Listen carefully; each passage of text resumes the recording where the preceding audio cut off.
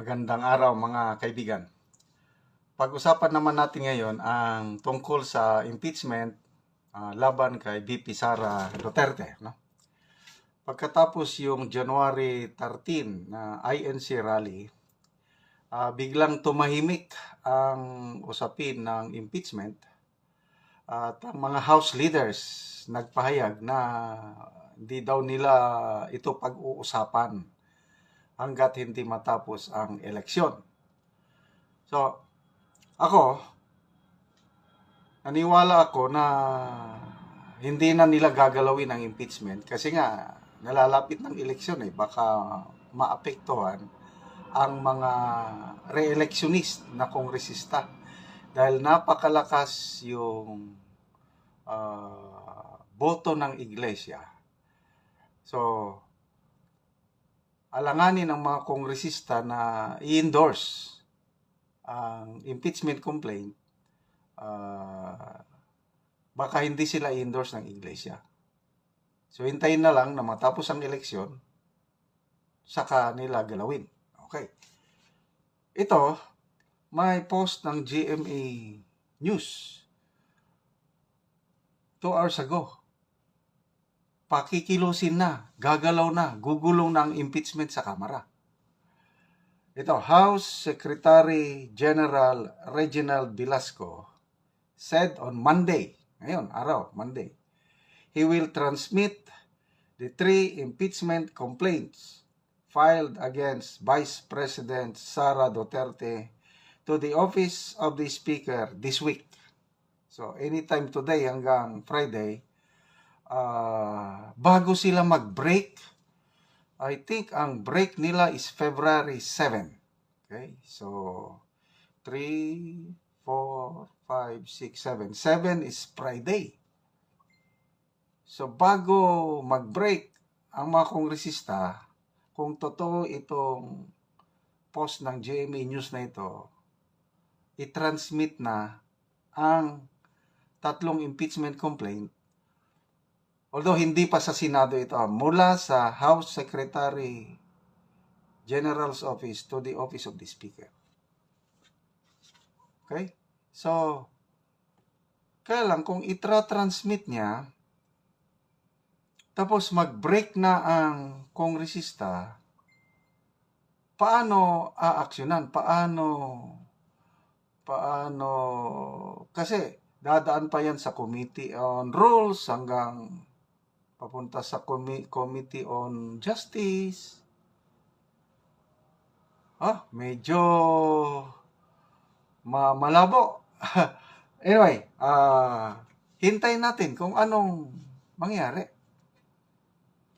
Mas klaro pa sana kung ang announcement is meron ng 103 congressmen na pumirma sa impeachment complaint para ma-endorse na, maakyat na sa Senado. Yun sana ang balita. Kaya lang ito, kung hanggang Friday, i-transmit sa Office of the Speaker of the House, tapos mag-break sila, campaign period na, paano nila aksyonan? Parang malabo.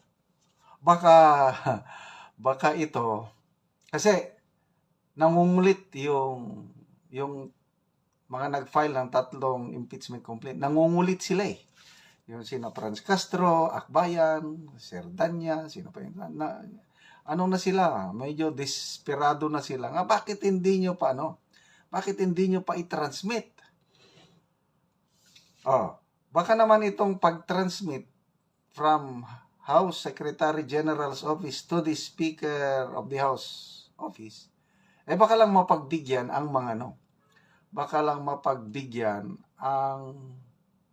mga nag-file ng impeachment para hindi nila sabihin na hindi inaksyonan. That's one possible reason, okay, magbasa tayo sa people who reacted. 3,500 who reacted, 2,400 ang tumatawa. Ibig sabihin, hindi sila naniniwala. And then, 843 lang ang nag-like, 93 ang nag-love. Ito lang ang nasiyahan. So, mas marami pa rin ang hindi naniniwala. Parang, wala lang. Para lang hindi sabihin na natulog ang ano. Okay, let's read the comments.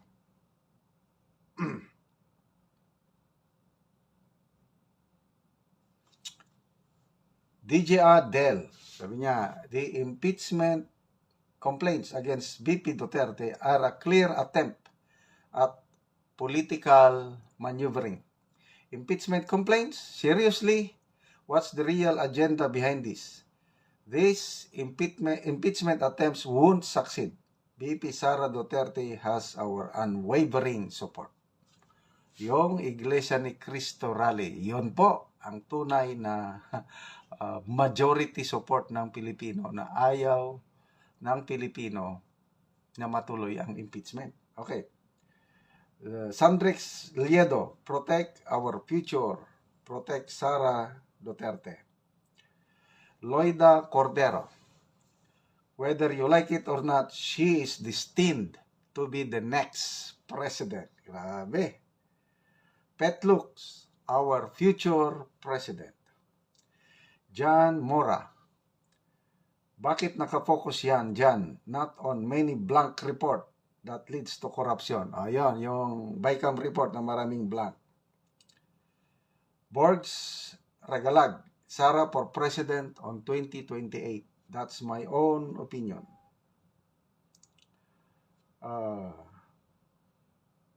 Ann Solis, VP Sara Duterte, my or our future president of the Republic of the Philippines. Cecilio Mandin, then bring it on. VP Sara is ready to answer the impeachment complaint. Anyway, it's just a waste of time at all. Anyway, kung ako ang masusunod, pwede pagulungin na nila ngayon at let itong 19th Congress na mag-judge. Kasi mas maraming mga senador na boboto sa acquittal ni VP Sara kung itong 19th Congress ang mag-decide. Kaya pabor ako na pagulungin na nila ngayon. Delikado po sa 20th Congress, hindi natin alam mangyari. Marami nang mawawala itong mga senador na kakampi ni VP Sara. Bring it on. Sige na, pagulungin nyo na at nakahanda si VP Sara na sagutin ang mga reklamo laban sa kanya. Okay mga kaibigan, maraming salamat po sa inyong palaging panunood sa ating channel. Yung ating income sa channel na ito nagagamit natin pagtulong sa tribong Talandig. Namimigay tayo ng libreng yero at pako. Para itong kawawang Talandig na tribo makapagpatayo ng sariling bahay or ma-repair ang kanilang sira-sirang bahay.